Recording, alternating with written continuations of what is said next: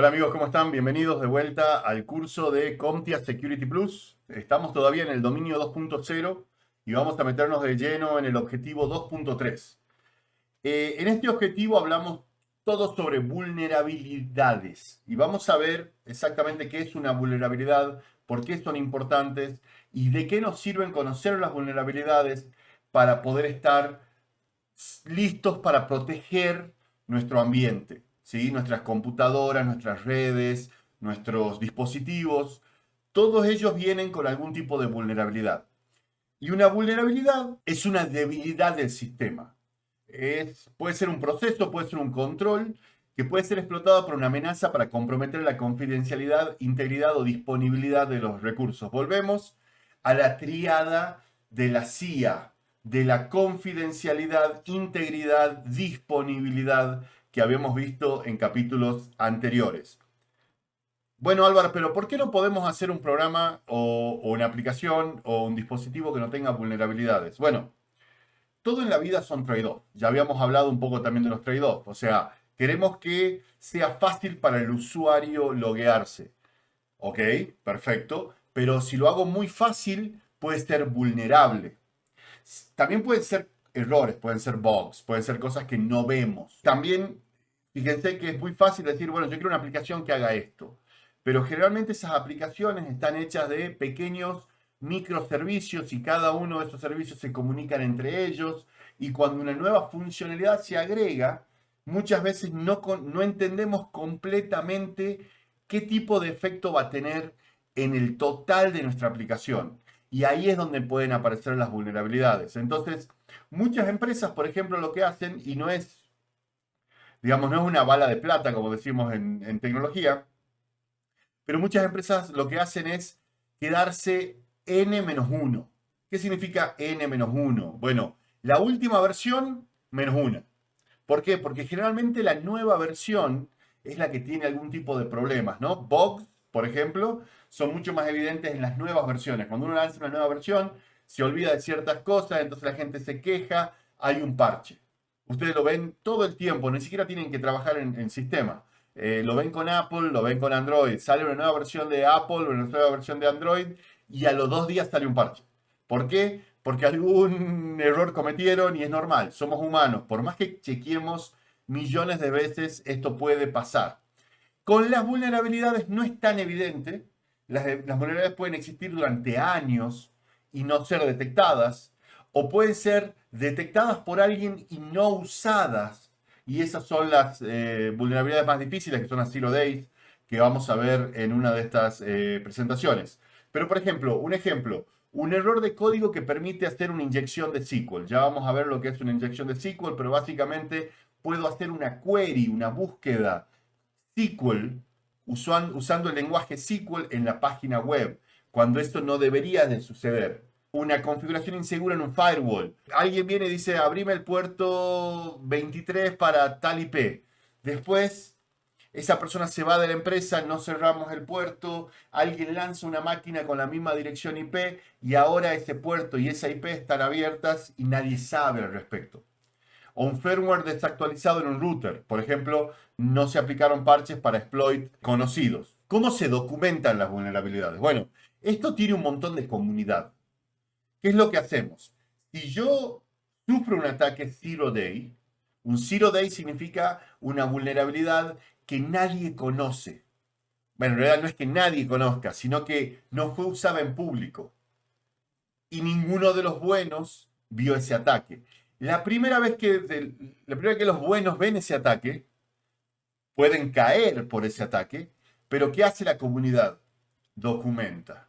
Hey, hay una vulnerabilidad en este producto, en este device, en esta versión de este device, y así es como funciona. Entonces, la documentás como una vulnerabilidad. Y eso va a un registro de base de datos. Hay un par, pero el más conocido es el CVE. Y el CVE es el Common Vulnerabilities and Exposures. Y eso te da un número.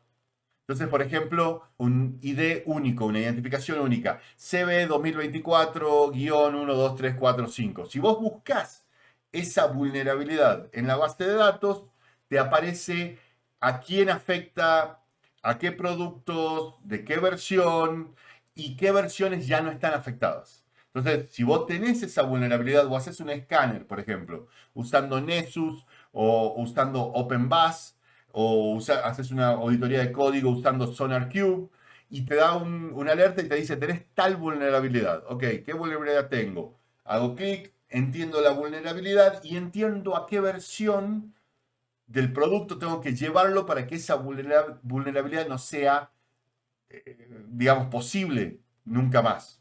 Ahora, también pasa, y esto sucede, y por eso trabajar en tecnología y en seguridad es tan bueno, pero al mismo tiempo es tan seguro en cuanto a tener un trabajo. Hay veces que, digamos, la versión 1.0 mata la vulnerabilidad y la versión 2.5 reintroduce la vulnerabilidad. A veces pasa, ¿sí? Y no es totalmente loco pensar lo que suceda. Yo lo vi pasar, pasó muchas veces con Windows, o en Apple, que volvía a traer la misma vulnerabilidad años después por un error, ¿no? Y acá pueden ver en este cuadrito cómo van creciendo las vulnerabilidades año tras año, o las detectadas. Y acá hay una pregunta. ¿Cada vez el software es peor? ¿O hay más vulnerabilidades porque más gente está detectando vulnerabilidades y documentándolas? Bueno, esa es una pregunta muy difícil de contestar, pero creo que es una mezcla. Creo que los softwares son cada vez más complejos y eso genera que podamos cometer errores y al mismo tiempo tenemos mucha más gente aportando y descubriendo vulnerabilidades y documentándolas. La vulnerabilidad de aplicaciones afecta no solamente a aplicaciones que corren en Windows, sino en cualquier sistema operativo y en cualquier tipo de aplicación en realidad. Y algunas de estas vulnerabilidades pueden inclusive afectar aplicaciones que están corriendo en la nube sin ningún tipo de distinción.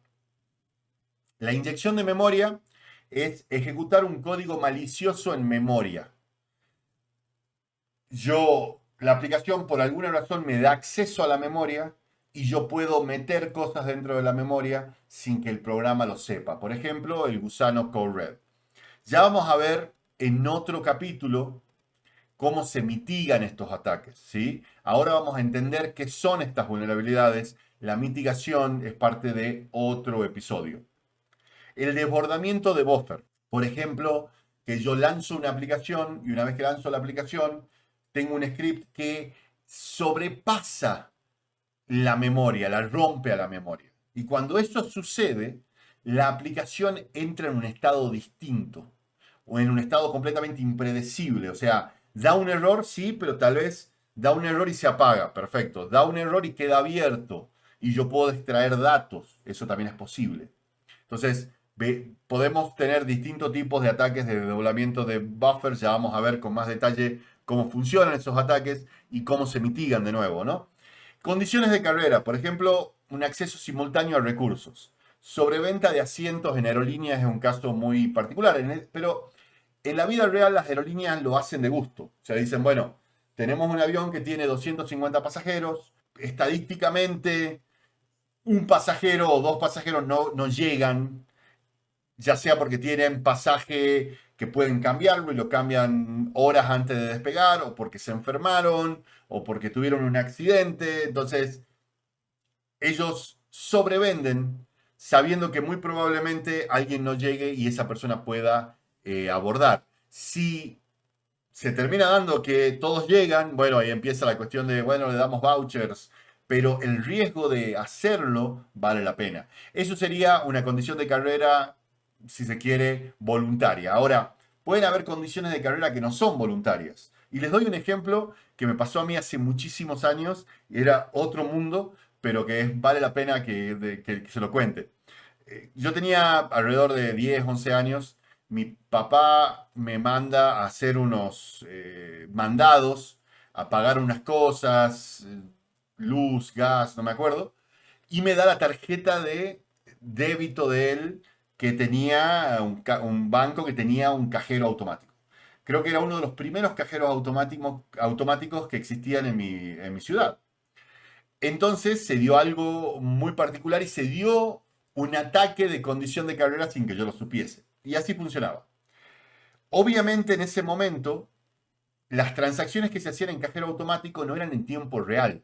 Internet existía técnicamente, pero yo creo que nadie había navegado por Internet hasta ese momento.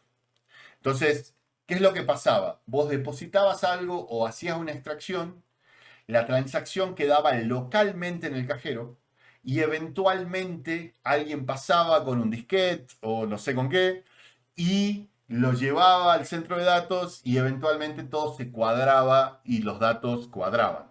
¿Qué quiere decir eso? Que yo fui y supongamos que había 2.000 pesos en el cajero, en la cuenta de mi papá, para hacer números redondos, y él me pidió que saque 1.000. Entonces yo fui y saqué 1.000. ¿Sí? ¿Me sigue hasta ahí? Perfecto. Fui, pagué todo lo que tenía que pagar y llegué al banco a hacer un depósito de un cheque que él me había dado. ¿Por qué no deposité el cheque en el cajero? Que sería lo más normal el día de hoy. Inclusive al día de hoy sacamos una foto en algunas aplicaciones y ya está depositado el cheque. Se hace una validación online, bueno, todo eso que estamos acostumbrados, eso no existía en ese momento. Entonces, si yo depositaba el cheque en el cajero, íbamos a tener que esperar que alguien pase, recoja el cheque, lo lleve al banco y haga la cuadratura.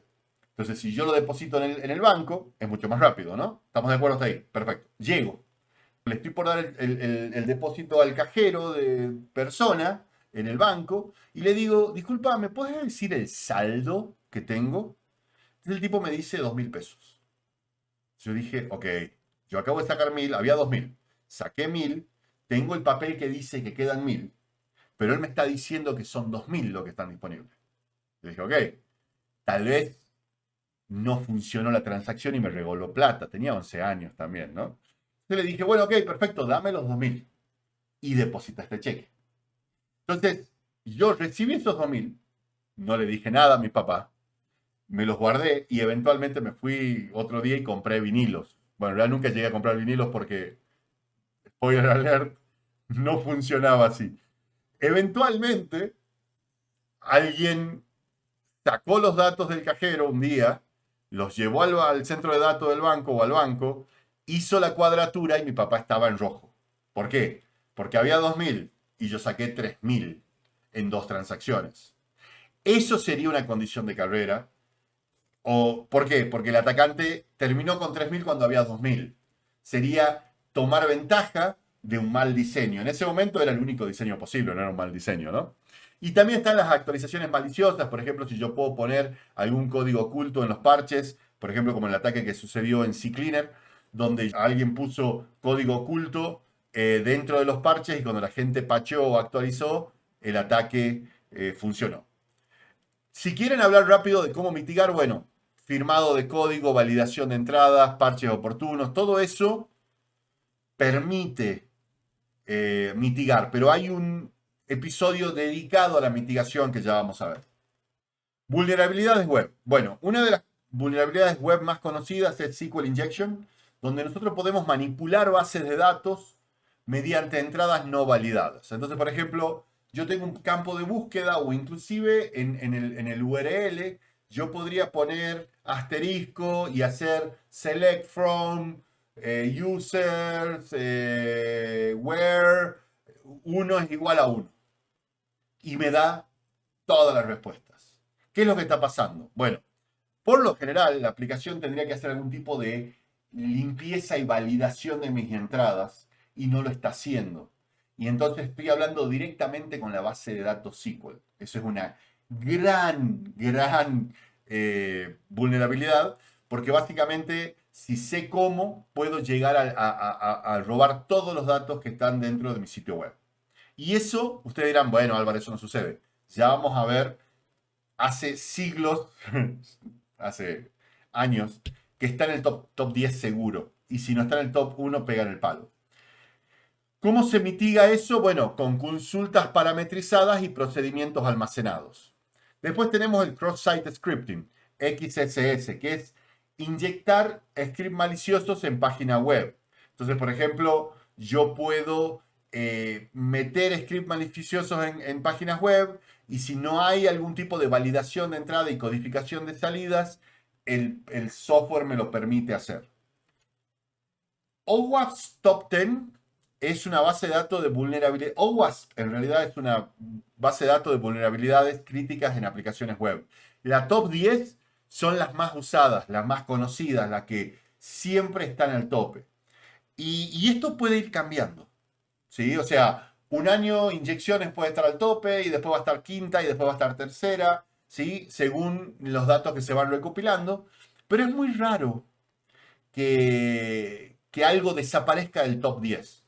Porque así como sabemos que esto existe, es tan difícil y hay tantas aplicaciones y hay tanta gente diseñando aplicaciones sin tener en cuenta la seguridad que siempre hay un mercado para las inyecciones SQL, por ejemplo.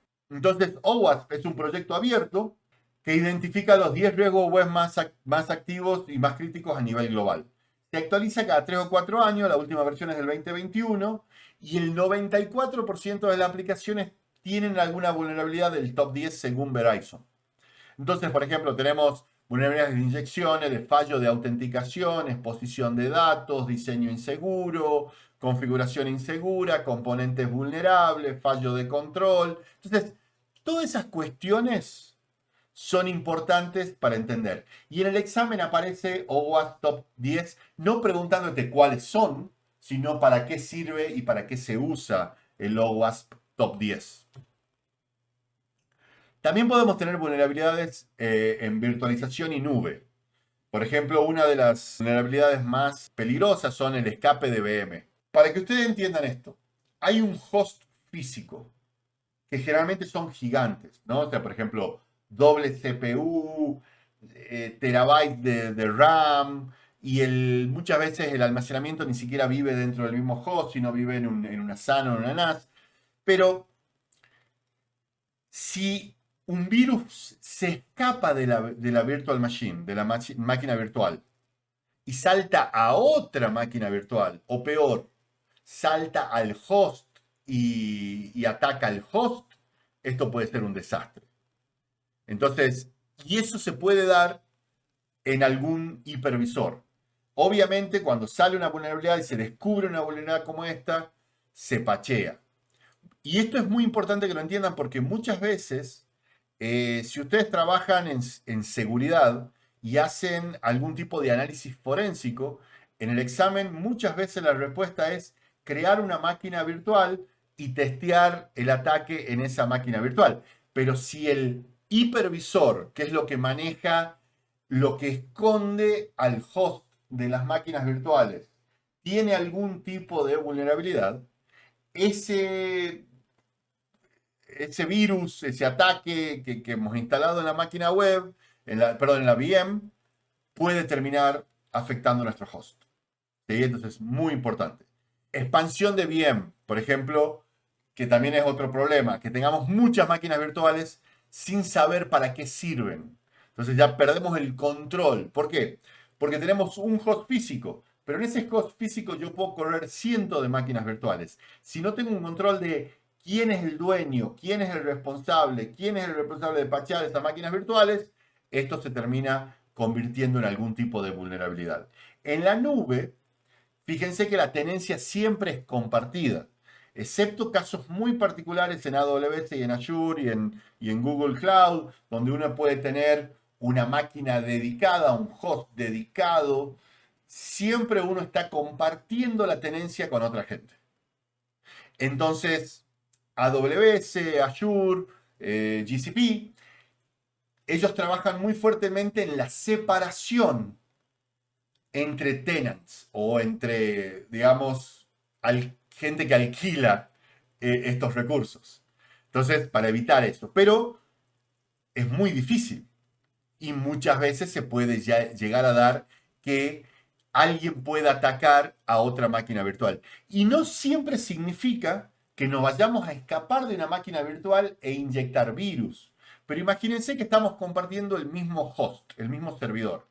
Y mi máquina tiene un tamaño 1XL.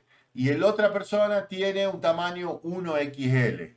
Y yo de repente empiezo a usar muchísimo mi máquina y crezco más que el 1XL por algún bug que tenga el hipervisor o el manejo de recursos de la nube.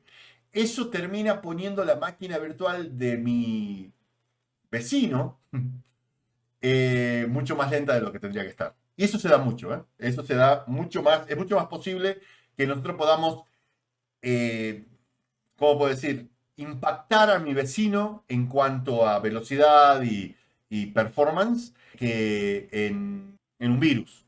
Ahora, hay casos y hay post-mortem que ustedes pueden encontrar de Azure, de algunos servicios de Azure, sobre todo Azure tuvo esos problemas hace un par de años, y no es que sea malo, simplemente estaban creciendo, donde usaban algunos containers para correr tasks de otros clientes y no limpiaban o no borraban ese container y después cuando yo lo llamaba, ese mismo container contenía datos o metadatas de mi vecino. Entonces, en ese caso sí hay una contaminación cruzada, si se quiere, y eso también puede pasar en la nube. Pero eso tiene que ver con que nosotros estamos acostumbrados, cuando tenemos un data center, que el data center es nuestro.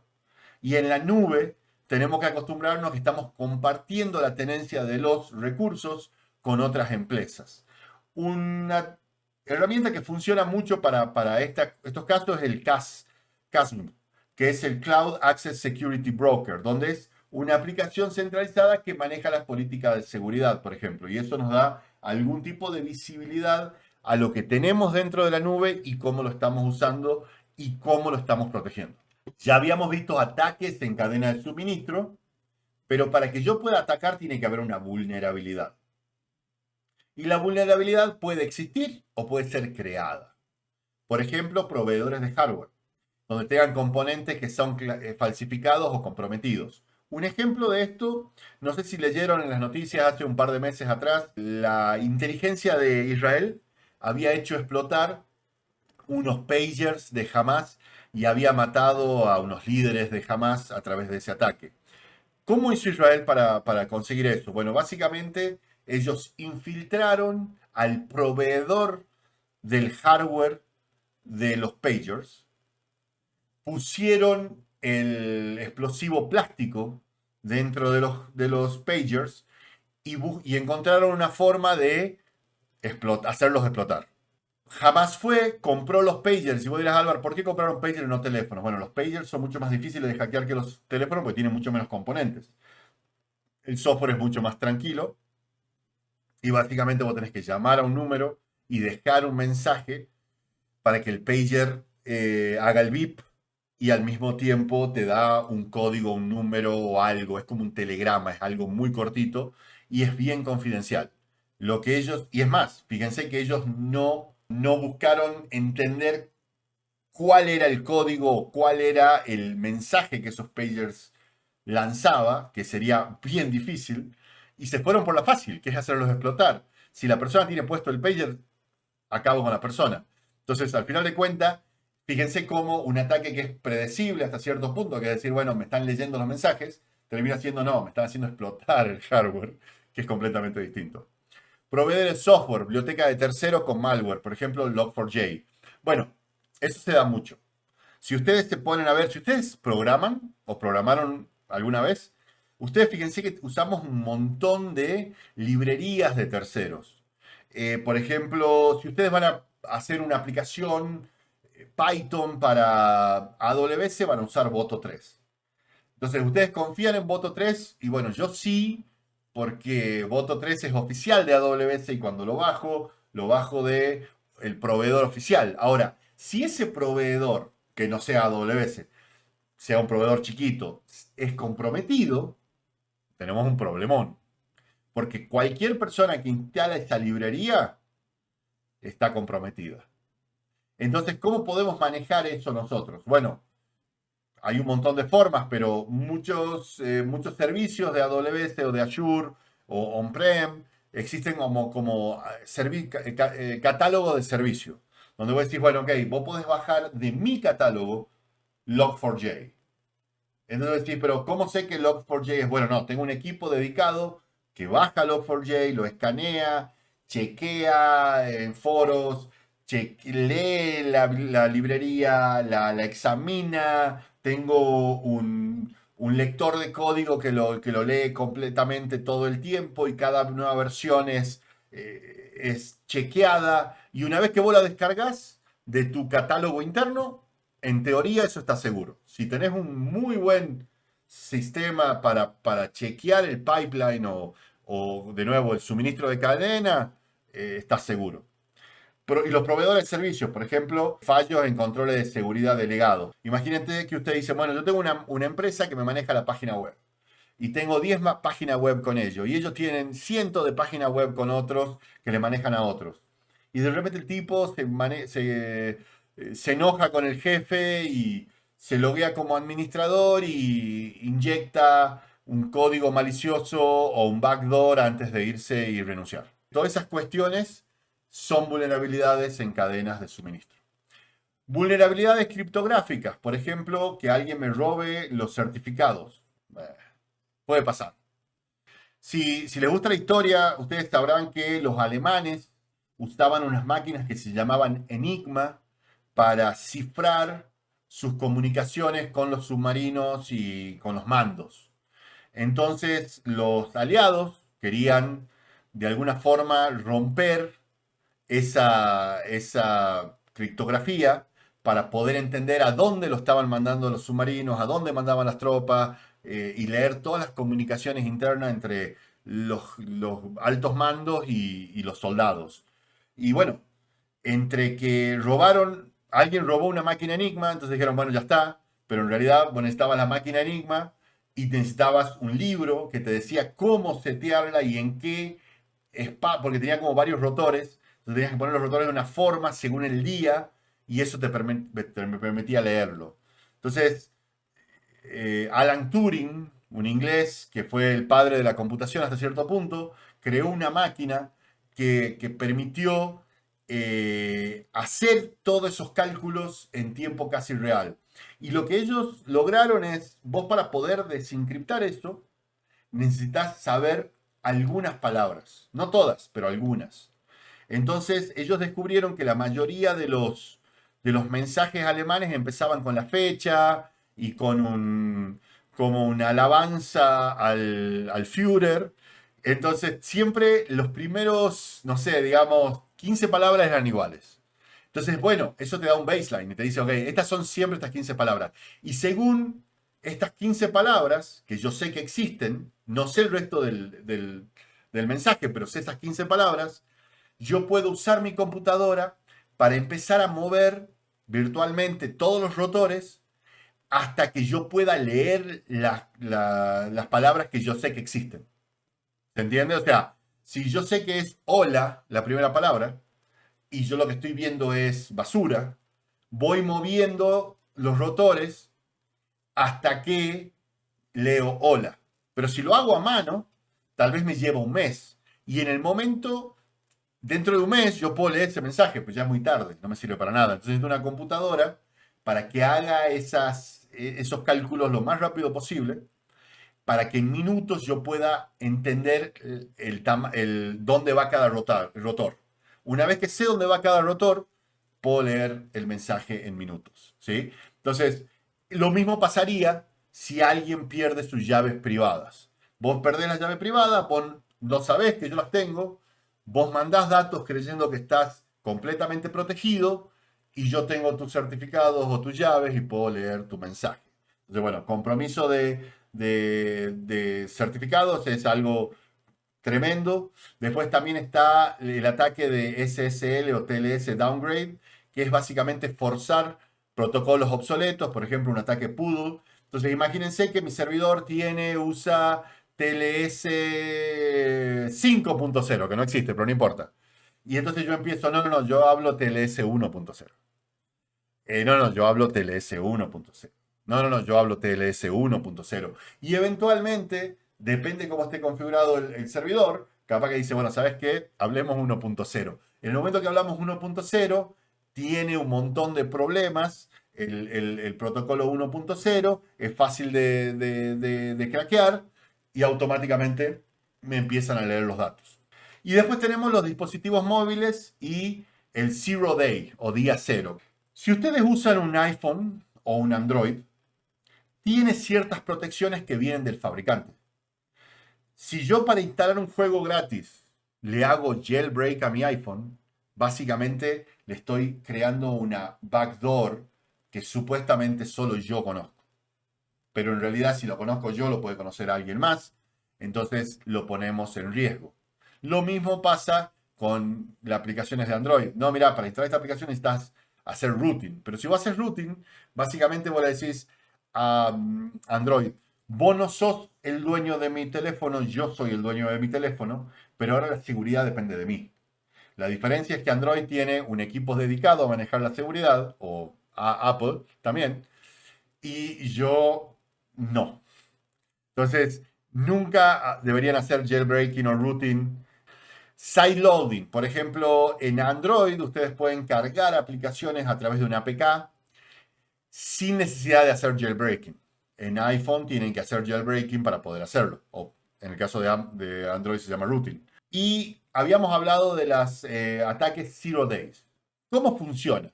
Bueno, el Zero Day imagínense que yo estoy haciendo un ataque a una computadora de Windows y detecto una forma de entrar. Ok, voy a los foros y empiezo a buscar. Y nadie habla de eso.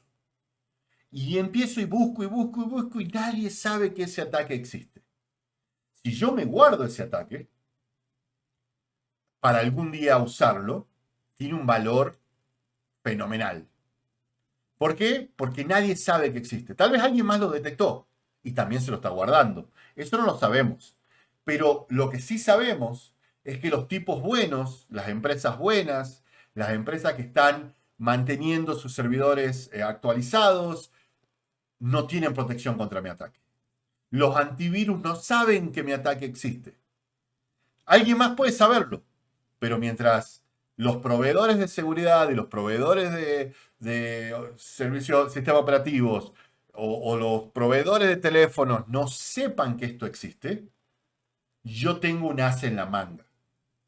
Ahora, ¿quién recibe ataques de día cero?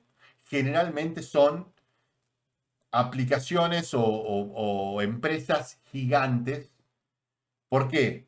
Porque la mayoría de las empresas no pachean. Las empresas grandes generalmente pachean y tienen políticas de pacheo y de cambios muy, muy estrictas. Entonces, si yo quiero entrarle, supónganse a Apple y hackear sus servidores, necesito todo el arsenal desconocido todos los días cero que yo pueda conseguir. Y aún así, con ataques día cero, no quiere decir que no me vayan a detectar.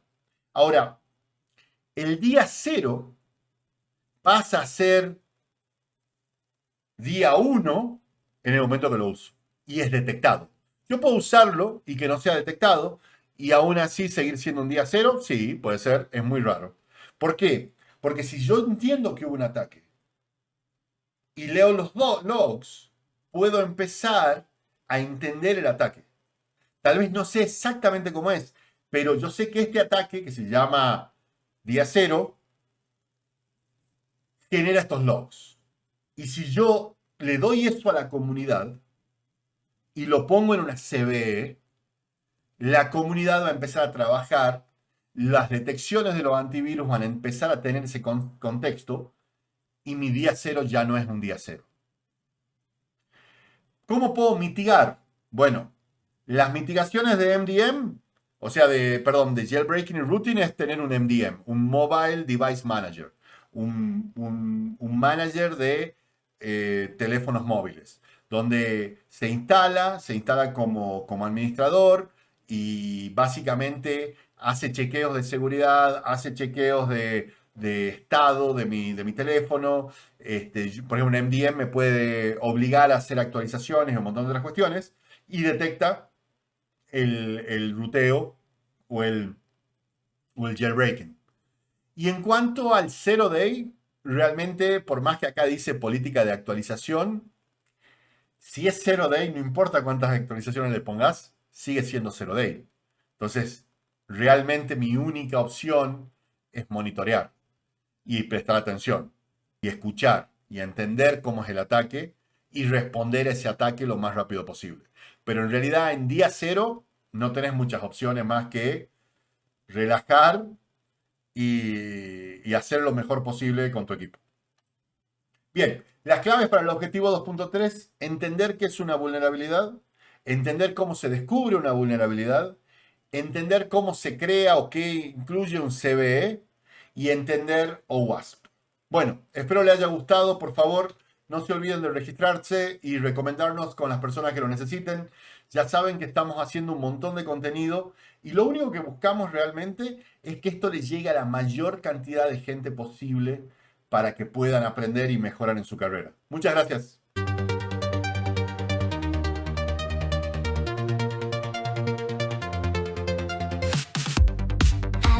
Sophie.